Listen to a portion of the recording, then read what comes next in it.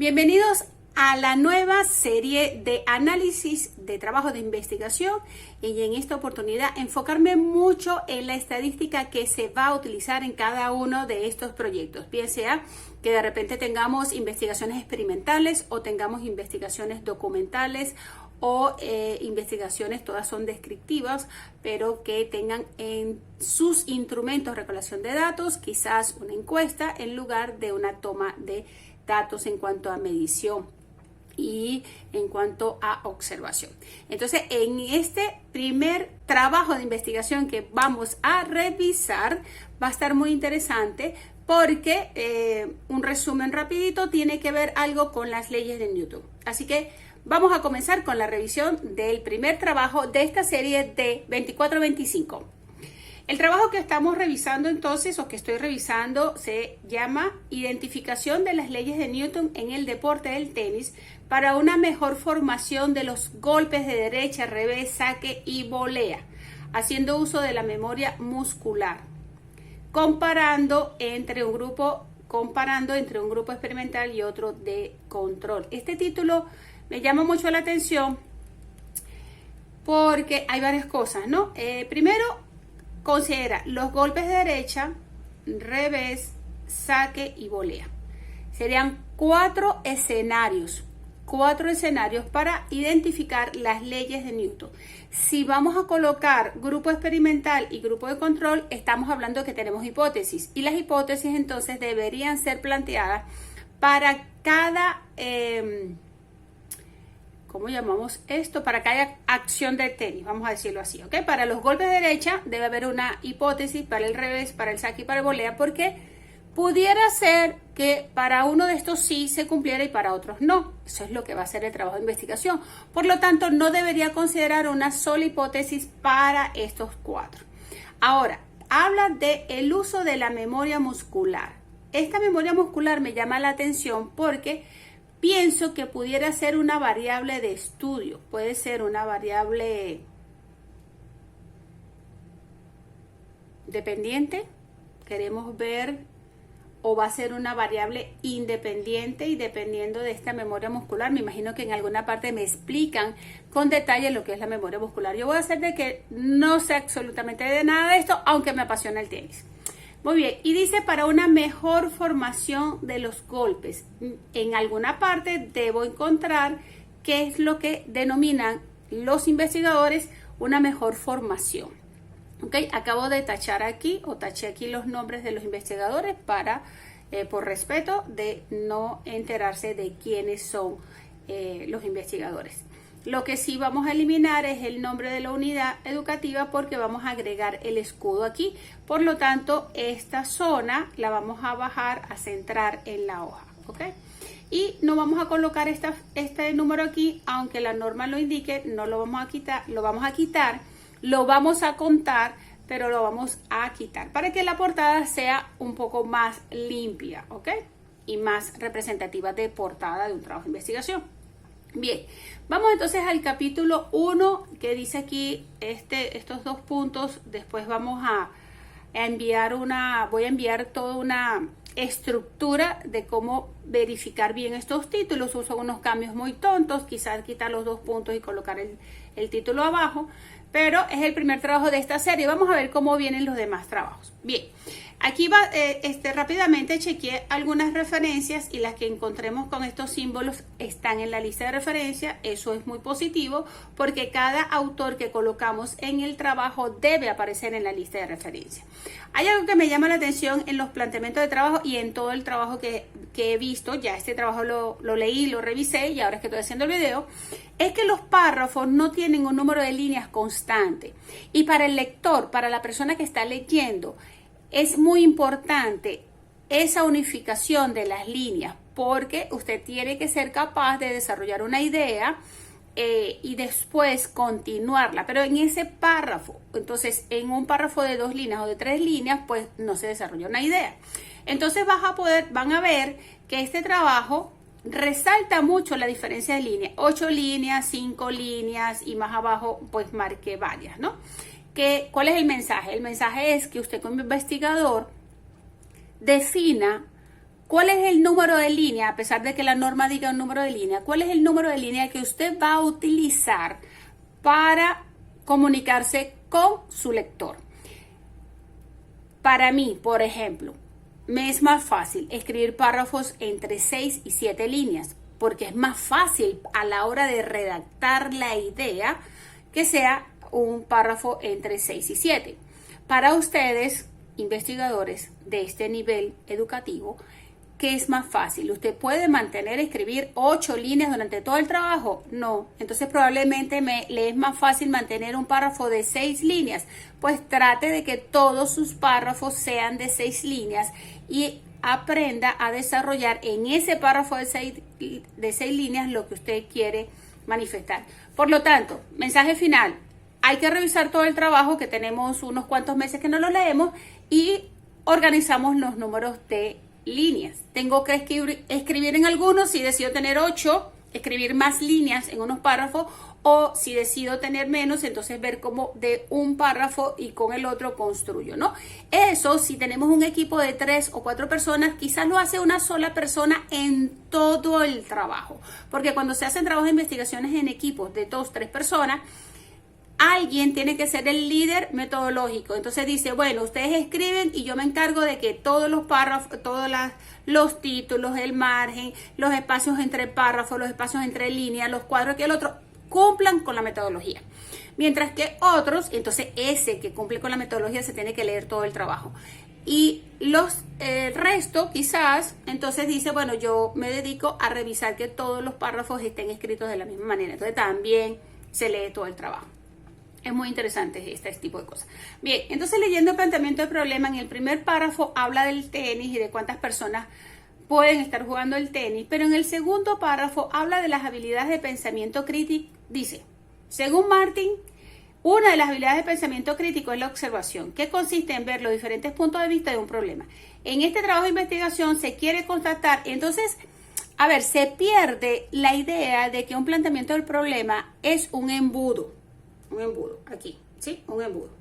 De la parte más alta a la parte más angosta. Quiere decir que yo comienzo a algo general y termino en mi planteamiento de problema, que es lo específico. Entonces, si estoy hablando del tenis y el título me dice que tiene que ver con las leyes de Newton, entonces, o comienzo hablando de las leyes de Newton y termino en lo específico, que es el tenis, ¿sí? O comienzo hablando entonces del tenis y relaciono las leyes de Newton con tenis. Yo diría que es mejor de las leyes de Newton hacia el tenis, ¿correcto? Para hacer la parte más específica. Porque entonces este párrafo aquí en donde habla del problema, pues no tiene, a mi parecer, no tiene mucho sentido. Después viene, de acuerdo con este autor, las leyes de Newton. Entonces después hablan de las leyes de Newton. Entonces no hay una historia. No hay una secuencia. Tengo 3 capítulos aquí y en 3 capítulos me aparecieron 4 protagonistas con una historia totalmente diferente, y entonces aspiro a que en la otra página me una todas, ¿ok?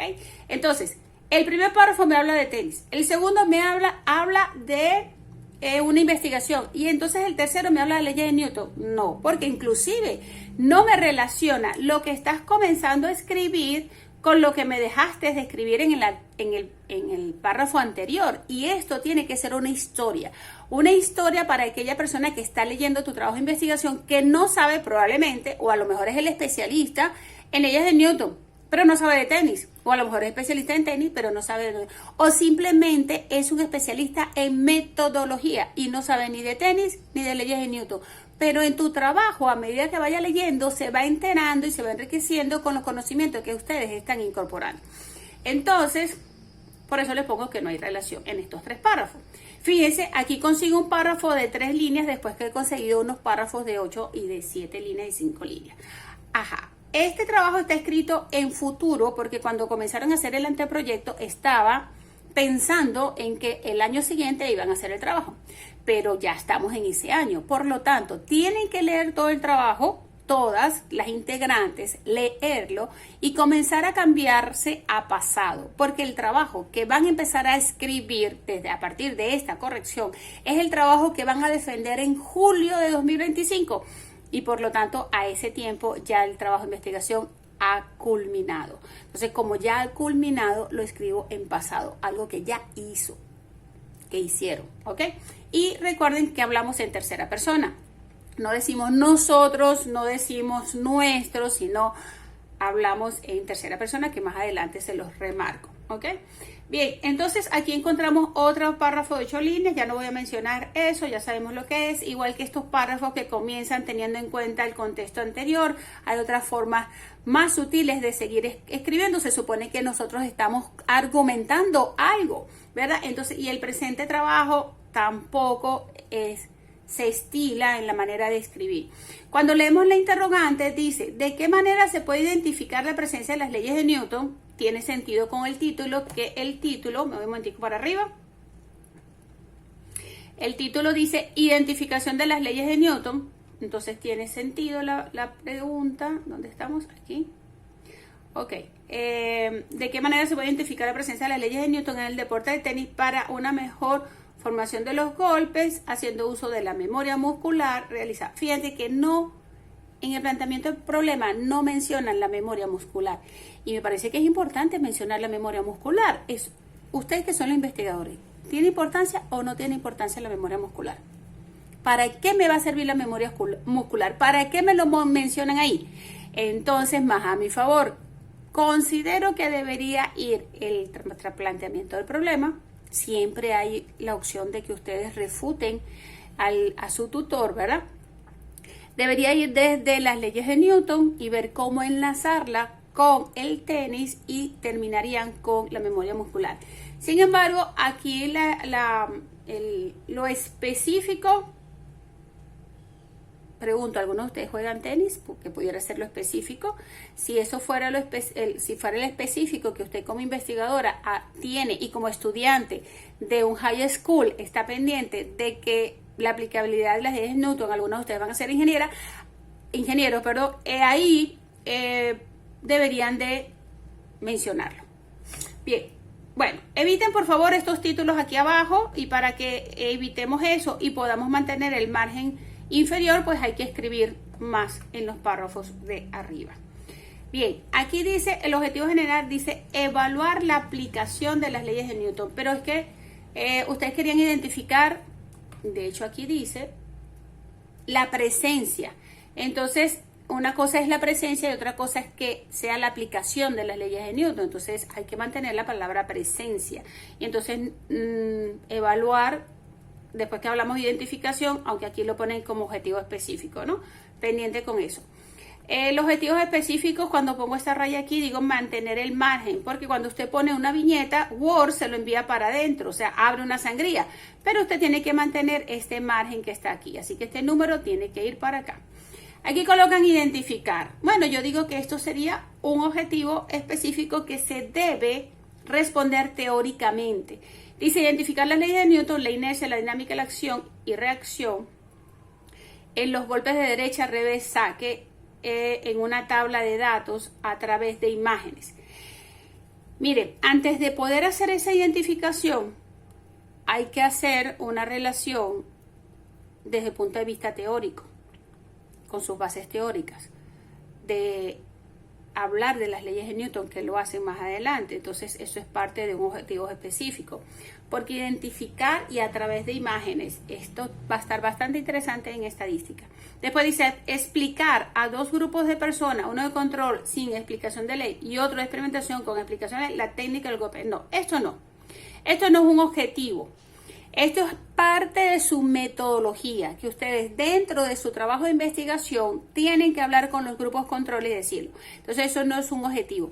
Un objetivo de un trabajo de investigación son objetivos aquellos que generan un conocimiento, aquellos que generan una teoría, y este no genera conocimiento, esto es un paso, esto es parte de su metodología. Así que eso no es objetivo específico. Y lo otro que dice, comparar la técnica final de cada golpe de los jugadores del grupo de control y experimentar a través de imágenes. Esta comparación, mira, básicamente su trabajo es el objetivo número 1, que es identificar las leyes de Newton en los golpes de derecha. Eso es su trabajo de investigación, eso es lo que ustedes deberían de lograr. Cuando dicen la técnica final, no han hablado de técnicas en cada golpe de los jugadores de grupo de control. ¿Qué quieren decir con comparar la técnica? Entonces probablemente este sería como...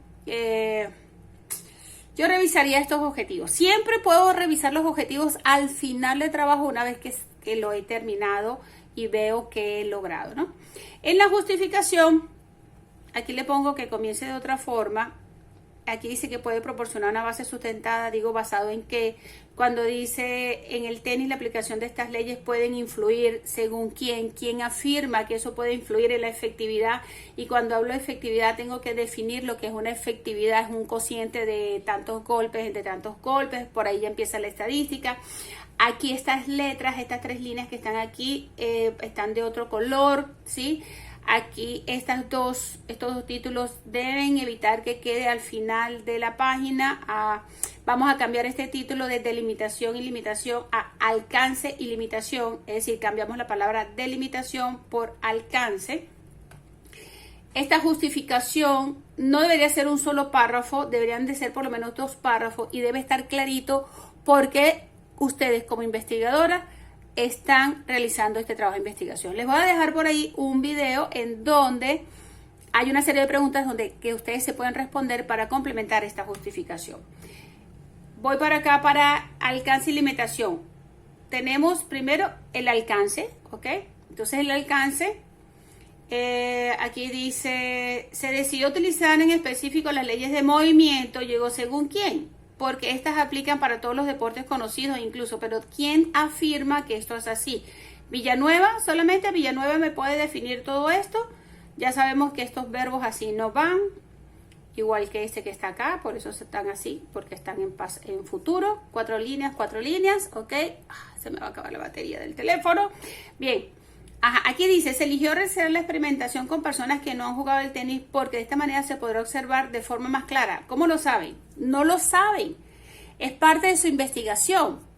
Busquen otra razón por la cual deciden tomar a ese tipo de personas, pero no porque se va a observar más claro.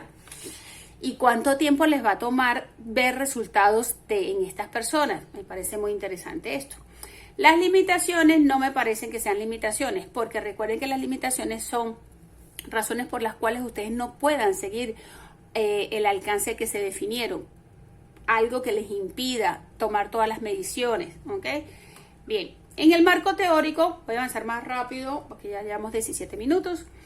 En el capítulo 2, marco teórico, ok, esta presentación de los antecedentes, colocamos título, el año, el título en cursiva, ¿verdad? Tienen este párrafo. Y después, esta sangría que está aquí no la entendí. Si la norma lo aplica, vamos a hacer un pequeño cambio porque pudiera ser que de repente usted quiere resaltar esta información, pero esta información que está acá debe mantener el margen izquierdo. Entonces no debe estar hacia adentro, ¿ok? De todas maneras, revisen ustedes la norma, me pueden dejar un mensajito en su canal del equipo y me dicen en qué página, qué enlace están ustedes viendo esto. Sin embargo, lo que es descripción del antecedente, mantengan el margen izquierdo. No hagan esa sangría y se coman más espacio, ¿ok? Bien, importante, cada vez que yo coloco un enlace, un antecedente, perdón, debo colocar al final la razón por la cual lo estoy tomando. A lo mejor la metodología, a lo mejor la selección de los individuos de la muestra es lo que yo voy a utilizar. Entonces yo digo que ese antecedente está aportando en cuanto a la selección de la muestra porque utilizan un cuestionario y esa explicación después debe estar en el capítulo 3 cuando yo tome la muestra.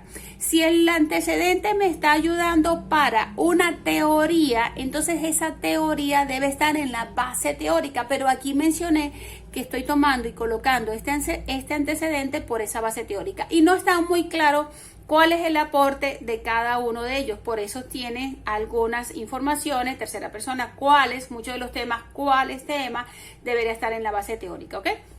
Igual con todos los antecedentes, deben colocar bien la relación que existe entre ellos y su trabajo de investigación. Comenzamos las bases teóricas y miren, entonces las bases teóricas ya no tenemos la capacidad para escribir porque escribimos párrafos de 3 líneas, 5 líneas y 3 líneas. Cuando recuerden que este trabajo se escribe porque usted leyó y tiene la capacidad y la síntesis, tiene la capacidad de análisis y tiene la capacidad de síntesis de toda una teoría e irla plasmando, pero no plasmándola en parrafitos de 3. Por ejemplo, esto que es una cita porque la estás colocando entre comillas, pues ustedes la pueden parafrasear, ¿ok? La parafrasean y siempre dándole pues el derecho al autor, pero la parafrasean. Entonces, cuando estamos hablando de las leyes de Newton, debo hacer mucha explicación en cada una de las leyes y si tengo que poner dibujitos también. Y comienzo a relacionar cada una de las teorías con el problema, ¿ok? Por eso le voy a poner aquí problema y entre paréntesis relación. Bien sea que la coloco al final o bien sea a medida que voy explicando cada una de las leyes, cómo la voy a relacionar con el golpe de revés, el golpe de derecha y por qué la voy a relacionar con eso. De manera que la persona que está leyendo siempre tiene en mente que su problema y su trabajo es con el tenis y no separado aquí las leyes de Newton. Aparecen las fuerzas y entonces aquí tengo que hablar de, fíjense los párrafos, ¿no? Las líneas, ya saben que tenemos que arreglar eso. Comienzo a hablar de las fuerzas, me están hablando de fuerzas de roce, me están hablando de fuerza gravitatoria, no hablamos de tenemos, sino se tiene la fuerza normal. Entonces, todas esas me las tienen que relacionar con los golpes de tenis que ustedes están mencionando, ¿ok? Debe haber algún autor, debe haber alguien que diga que en el golpe de derecha hay una mínima fuerza de roce o en presencia una fuerza normal, ¿ok? Luego hablamos de la velocidad y solamente me definen la velocidad. La velocidad es el cociente entre la distancia recorrida y un periodo de tiempo. ¿Y para qué me sirve la velocidad? La velocidad está relacionada con el momento, con el impulso que se genera cuando se golpea una pelota. Entonces tengo que hablar más de la velocidad. La velocidad tiene relación con las leyes de Newton, sí, entonces hay que explicar por qué estoy colocando ese concepto que no lo considero velocidad. Después hablamos de la masa. ¿Masa de quién? ¿Por qué pongo que es una magnitud escalar que expresa la cantidad de materia? ¿De quién voy a hablar? Entonces, me va a interesar la masa de quién. La masa de la pelota, la masa de la raqueta. Puedo calcular la masa de la pelota, puedo calcular la masa de la raqueta, la masa del individuo. O sea, tienen que especificar qué tipo de masa va colocada ahí. Además, comenzamos con el tenis. Hablamos del tenis, hablan del tenis, hay dos líneas respecto a las raquetas. Es importante el peso, el tamaño, el grosor. Y eso tiene que ver con las leyes de Newton. Entonces tengo que explicar por qué estoy mencionando eso, ¿ok? Entonces no es solamente por poner eso ahí y ponerlo. Los golpes de tenis. Aquí viene todavía algo más interesante. Los golpes de tenis. Los golpes de tenis, entonces me ponen las empuñaduras. Lo mismo. Y por eso lo pongo aquí. ¿Qué tiene que ver con la física? Me lo tienes que relacionar. El hecho de que yo agarre de una manera o de la otra va a influir de cómo va a ser la normal, de cómo va a ser la fuerza de roce, cómo va a ser el impulso. ¿Quién lo dice? Ahí empiezan ustedes en las bases teóricas a resolver sus objetivos. Por eso uno de los objetivos debería ser un objetivo que se resuelve desde el punto de vista teórico. Y después vamos a la práctica a ver si realmente lo teórico se cumple en la práctica.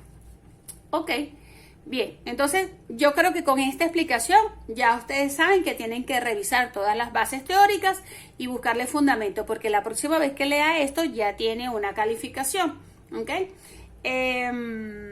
Importante, si yo pongo una imagen, traten por favor de que ni el título ni la referencia o la nota quede separada.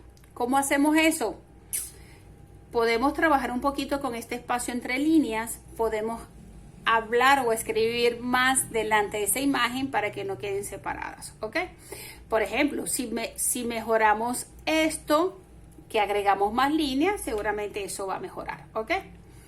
A eso es lo que hago mención aquí. Fíjense, memoria muscular, solamente le dedicamos un párrafo, 10 líneas a la memoria muscular. Y no es importante la memoria muscular para este trabajo. Se los dejo ahí. Yo pienso que sí.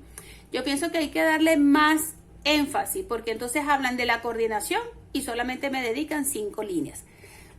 Si no tiene nada que ver, pues no la nombro ni la menciono en la memoria muscular. Pero si es importante, pues debería dedicarle más. Debería relacionar la memoria muscular con la física, con la ley de Newton. Debería relacionar la memoria muscular con el tenis. Todo eso hay que relacionarlo. Bien, capítulo 3, marco metodológico. Esta introducción que está aquí no hace falta. Comenzamos de una vez con lo que es tipo de investigación.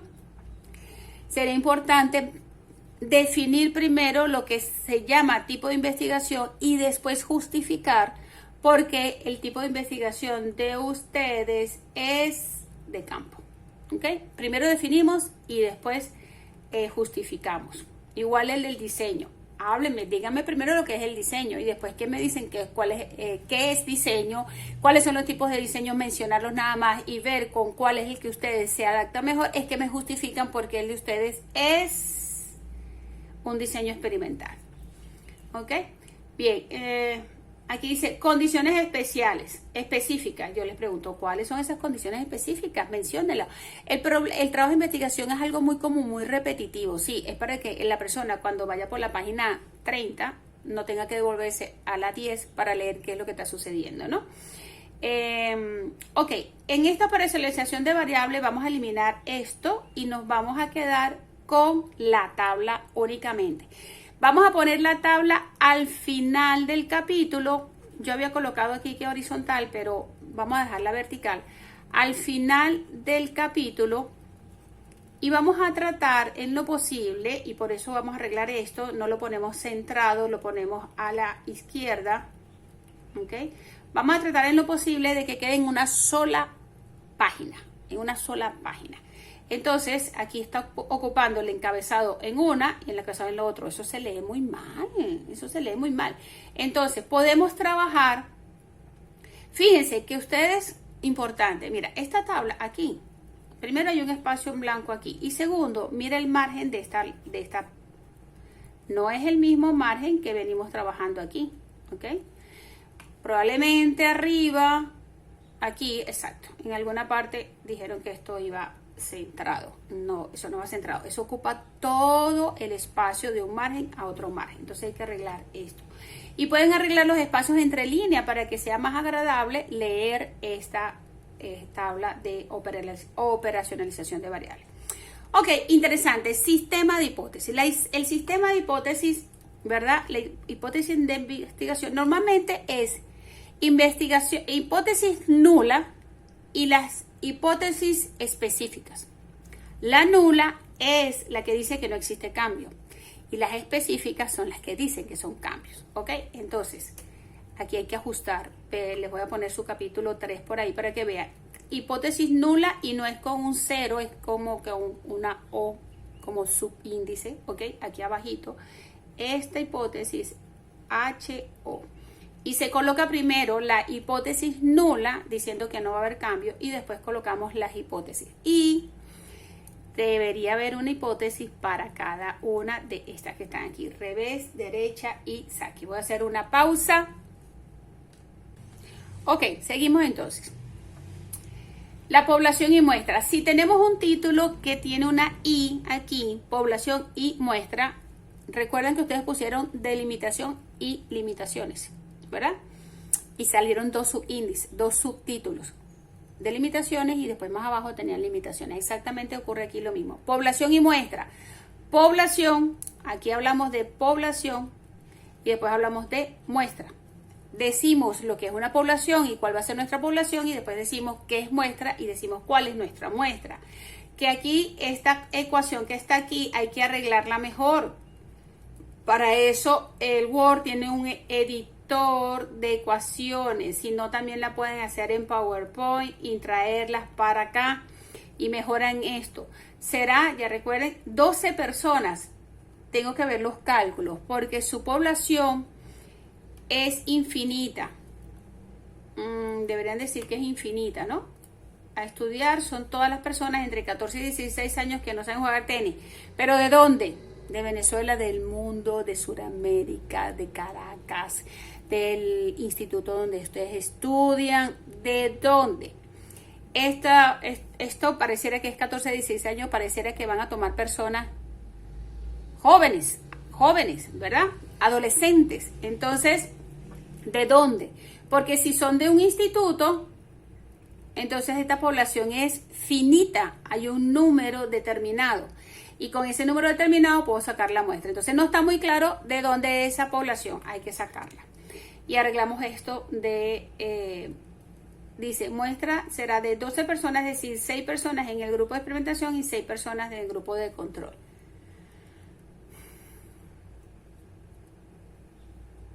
Me parecen pocas, pero necesito ver el cálculo completo. Ok. Después viene materiales y métodos y colocaron materiales, cuántas raquetas, una cancha, cuántas pelotas. Muestra, ¿qué muestra es esto? Ok. Y después, materiales, viene método. Cuando ponemos método, que debería ser esto, cuando ponemos el método, es el paso a paso de cómo ustedes recolectaron los datos. Paso a paso, cómo recolectaron los datos. Porque esto después les va a permitir entregar la validación de expertos. Bien, igualito aquí, técnicas e instrumentos. Primero un título que diga técnica y después un subtítulo que diga instrumento. 2 subtítulos, uno de técnica y uno de instrumento. Explicamos lo que son técnicas, cuál es la técnica que van a utilizar, que por aquí creo que, dice que es la observación. Participante estructurada. Entonces tienen que explicar qué es una observación participante y qué es una observación estructurada. ¿Ok? Después dice que entre los instrumentos de recolección de datos son uno no estructural. Definan lo que es no estructural, es decir, se utilizará la cámara o un dispositivo. Eso no es una recolección de datos.